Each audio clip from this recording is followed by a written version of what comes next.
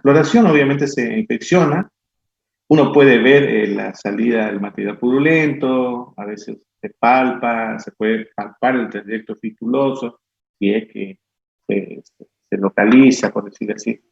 Si es bien perianal, por ahí se palpa mejor.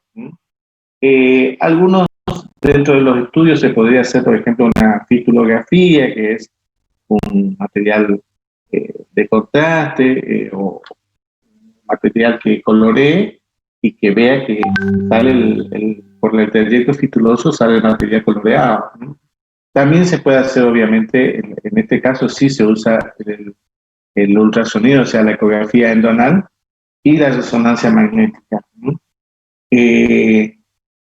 La clasificación que más se usa, obviamente que esta, la que estamos hablando, es la clasificación de Parkes, ¿no?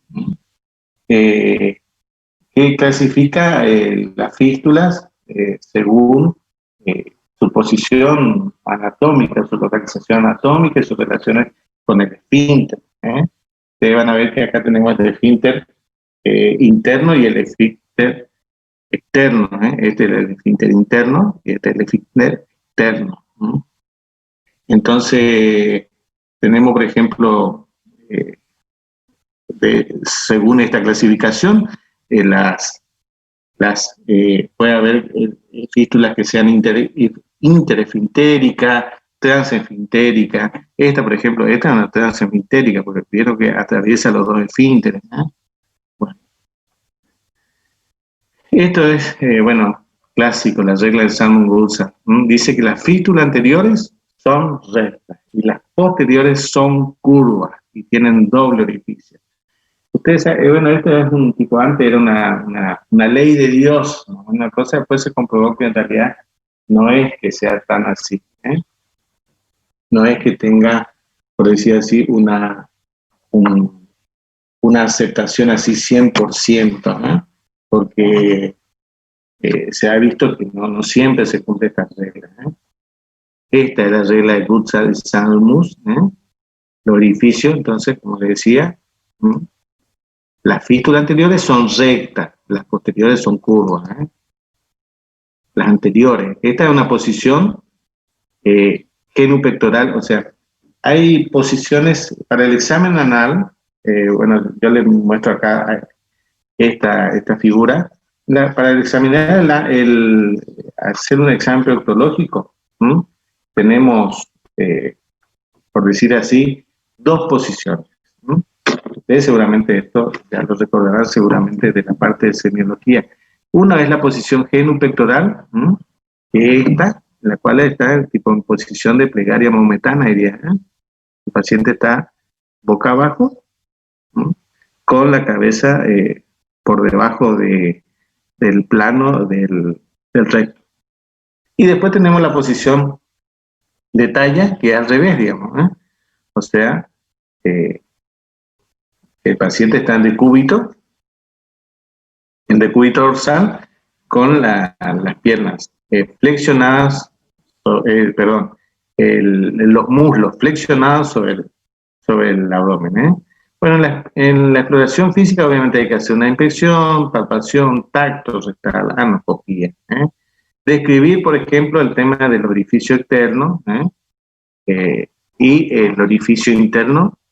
Esto se usa la oxigenada, por ejemplo, porque es muy barato e inclusive se suele ver, digamos. Y después tenemos algunas exploraciones que se puede hacer, por ejemplo, como le decía, con algunos, con una ecografía endonal. Y bueno, y esta es la regla de Gulsal, digamos, que las posteriores, digamos, son curvas y pueden tener uno o dos o más edificios, y las anteriores, porque esta es la anterior, es recta. La clasificación de Parkes obviamente habla de las fístulas perianales en superficiales. Las superficiales son estas. Las superficiales son un trayecto corto, Después tenemos las que son interesfinterianas, por ejemplo, porque acá tenemos el esfínter externo y el esfínter interno. Entonces, las que son entre estos esfínteres, las que son transesfinterianas, las que son supraesfinterianas, en realidad las que son supra es estas. Y después ya tenemos las que son extraesfinterianas, que inclusive que está por arriba del elevador del ano. Si, por ejemplo, hay una incontinencia sobreañadida o es una fístula que te reciba, se llama una fístula compleja. Las fístulas siempre son las superficiales, que son las más fáciles de resolver. Las más fáciles de resolver porque después las otras son bastante complejas, digamos. Entonces, se puede usar también el azul de metileno para ver el trayecto fistuloso, ¿no? Entonces, desde el punto de vista de otros estudios, como le decía, la ecografía endoanal, la tomografía, la resonancia. La resonancia es, por decir así, tiene una sensibilidad altísima y una especificidad del 100% casi para identificar el trayecto de la fístula, ¿no? Lo cual es importante porque a partir de ahí es lo que vamos a hacer el tratamiento, que el tratamiento es generalmente, mire, es una cosa que se puede hacer haciendo una fistulectomía, digamos, o sea, es como que uno va destechando y debridando el trayecto fistuloso, entonces uno es como que va sacando el trayecto. Si vos sacas la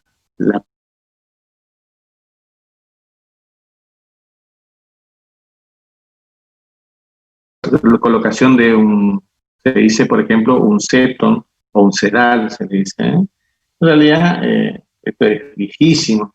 Se le pone, lo que hace es como que uno va guiando el trayecto, y permite el drenaje continuo y la forma, o sea, va creando una zona de fibrosis.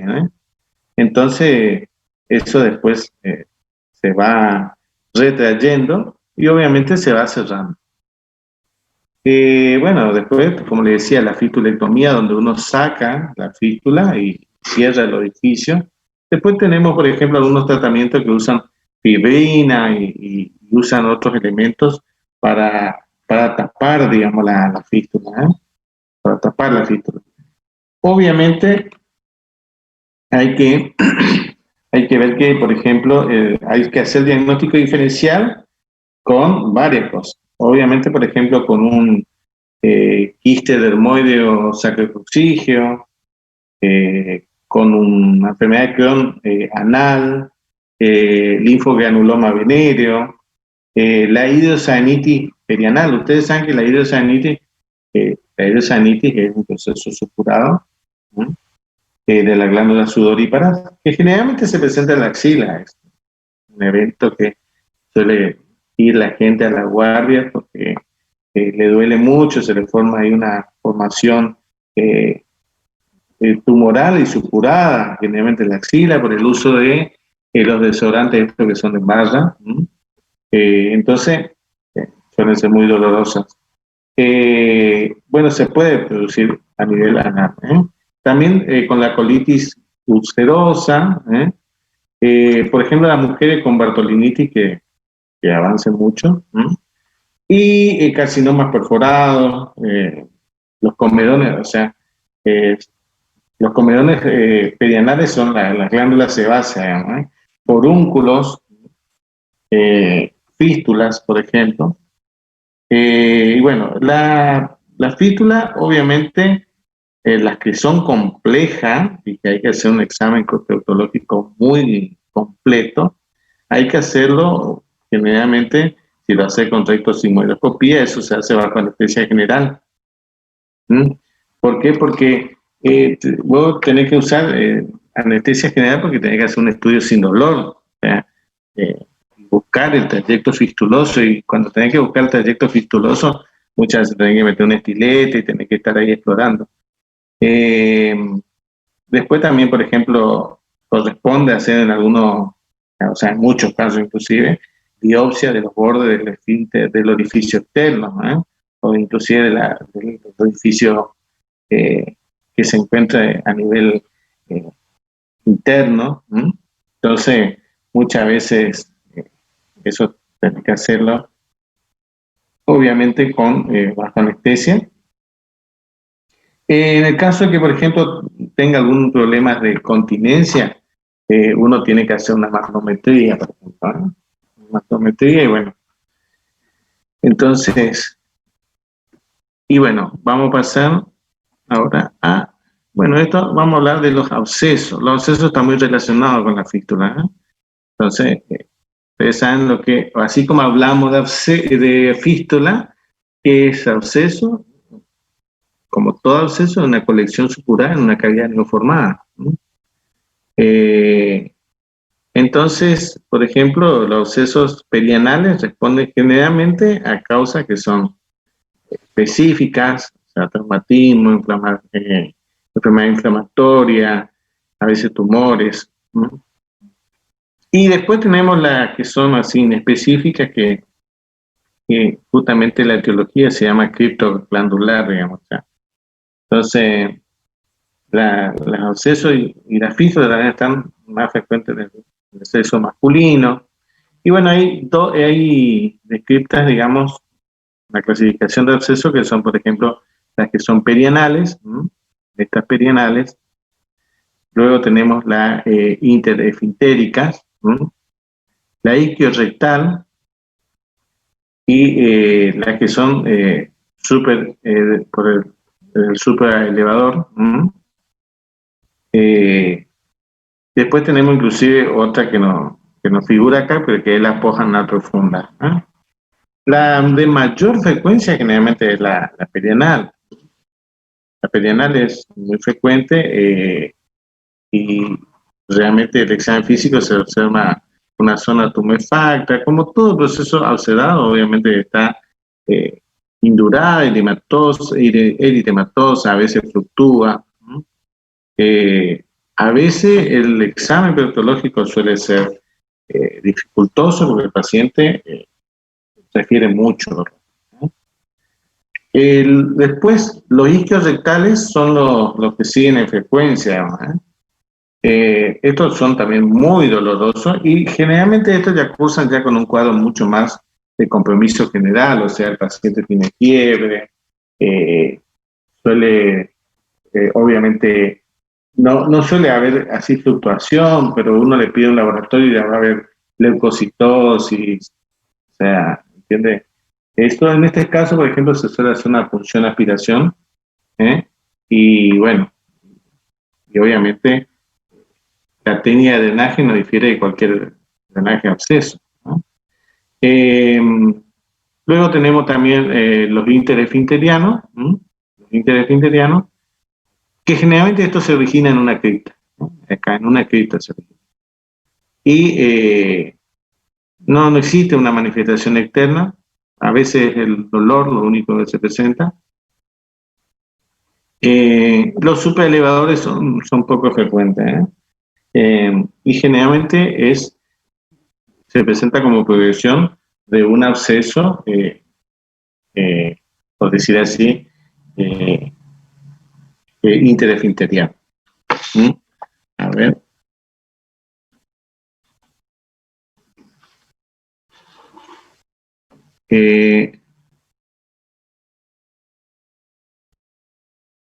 ¿Alguna pregunta hasta acá?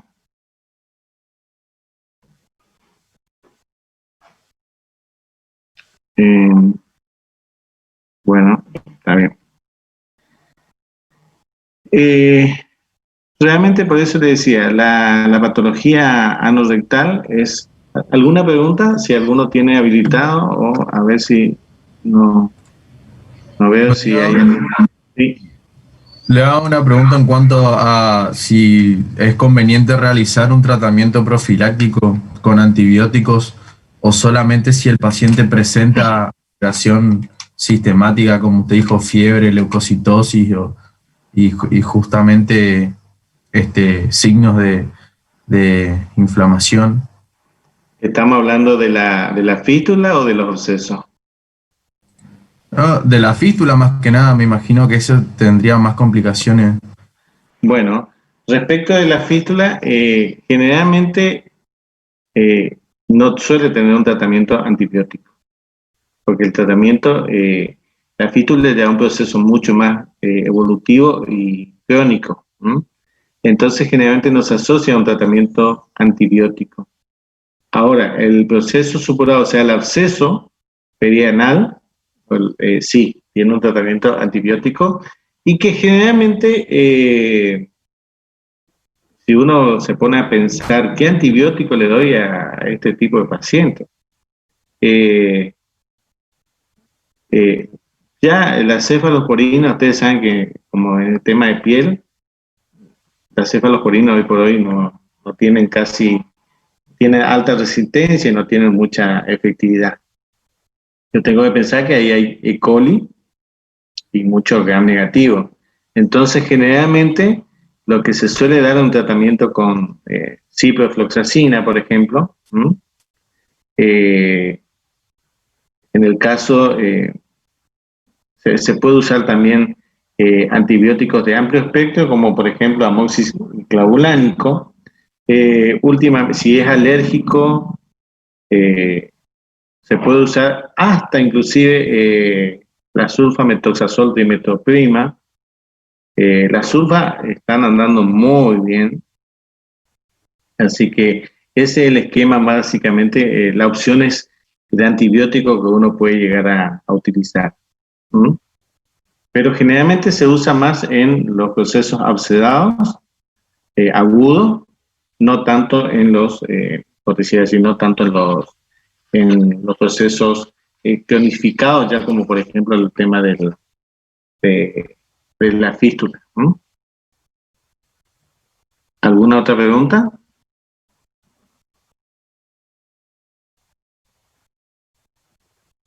A ver.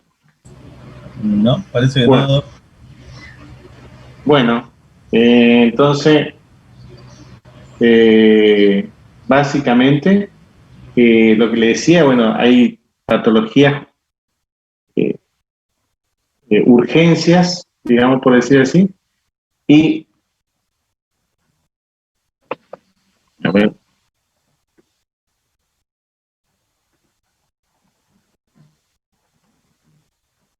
bueno, entonces yo le decía, básicamente la patología de urgencia anorrectal, básicamente se circunscribe a varios elementos. Uno es, por ejemplo, la obstrucción hemorroidal, que ya habíamos hablado. Otro es, por ejemplo, el absceso perirectal. Y los otros son, por ejemplo, los traumatismos. Los traumatismos, particularmente cuerpo extraño, pueden ser cuerpos extraños con fines, o sea, más allá, hay muchos con fines, por decir así, eróticos, y generalmente también por decir así, provocados por accidentes. Muchas veces ocurre lo que se llama empalamiento. Entonces, también eso configura una urgencia. Y después tenemos las fisuras anales. Las fisuras anales también es una entidad muy dolorosa, en la cual lo que hay es una efracción de la mucosa, una fracción lineal de la mucosa que es muy dolorosa. Entonces tiene un circuito cerrado, porque generalmente tiene una base fisiopatológica que está asociada a la constipación. Entonces, el paciente constipado se constipa, hace un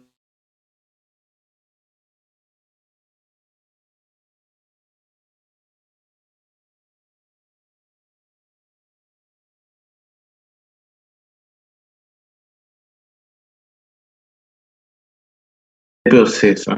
Básicamente, el tratamiento viene con los cambios del régimen higiénico-dietético, también con tratamiento con lidocaína. También se usa, por ejemplo, tratamientos con por ejemplo, generalmente desde el punto de vista quirúrgico se puede resolver. Generalmente las fisuras anales es una entidad que también se presenta mucho en chicos, ¿no? Uno ve que hay una fracción de la mucosa que se ve una línea roja, y que bueno, que es como una lesión nueva, por decirlo así. Ahora, la fisura anal se puede cronificar, sí, obviamente se puede observar una cronificación cuando ya hay un avance epitelial, ¿sí?, sobre esa lesión mucosa, ¿sí? Básicamente, lo que quería ahondar, inclusive después yo lo voy a subir en el aula virtual, un material para que lo puedan profundizar y ahondar respecto a la patología anorrectal. Lo que sí le digo es que la patología anorrectal, la más frecuente, obviamente, es la hemorroide. Mucha gente consulta, y la verdad que mucha gente no consulta. Ese es otro tema. O sea, hay muchas personas, muchos pacientes, perdón, que tienen la patología hemorroidal y no consultan, hasta que salvo que sea muy dolorosa, ¿eh?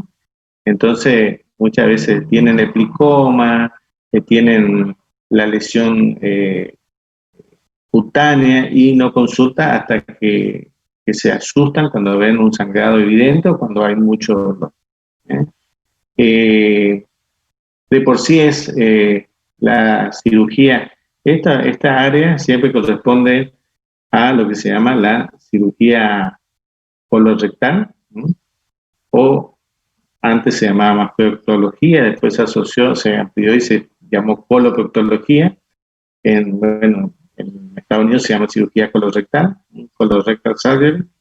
Y, por ejemplo, desde el punto de vista yo sé que ustedes van a tener varias especialidades, van a optar cada uno según sus intereses y su gusto, pero muchas veces los cirujanos generales se abocan más a la cirugía abdominal, y hay áreas que, por ejemplo, quedan, por decir así, desguarnecidas. Por ejemplo, uno de estos, la parte de patología orificial, ¿no?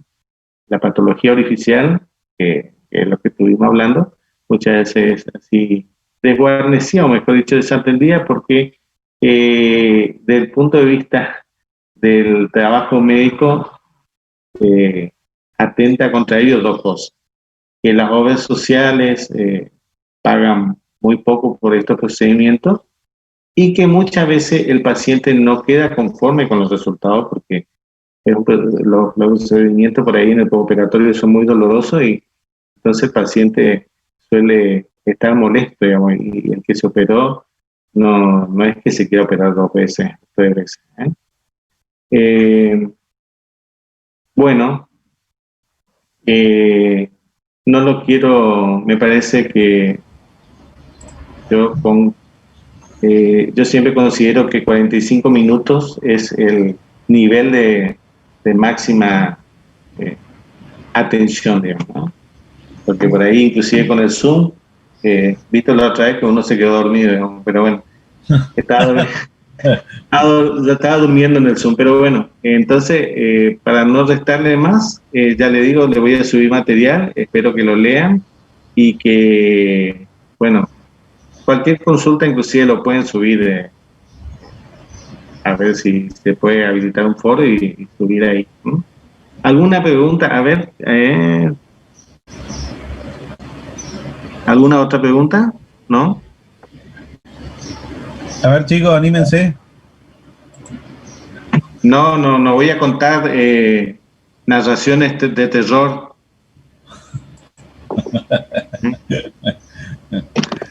Muchos quedaron pensando en la estudiante Josefina de la morgue.